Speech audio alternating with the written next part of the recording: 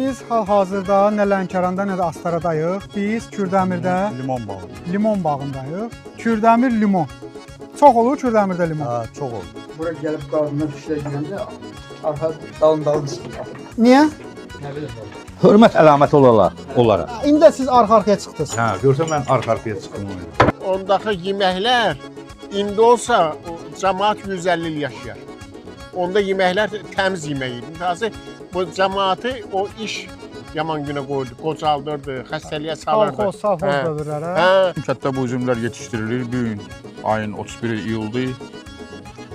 Dadı da şirindir, bal kimidir. Qəhv kimidir, hə? Bəli. Ha, bu nə sortudur? Bu özbək sortudur, kişmişdir. Özbək sortu. Burada effekt verir də bu torpaqlarda Verir, bu. bəli. Və siz yetişdirirsiniz burada, kadr edirsiniz, onlar da çıxıb gedir xaricə və xaricdə qalır işləyir. Bir növ ora xeyir verir, düzdür? Və bunun qarşısını almaq üçün nə etmək lazımdır? Nə tədbirlər görmək lazım ki, şagirdlərimiz burada qalsın, kadrlarımız xaricə getməsin? Elə ən böyük bəlamız ordadır da.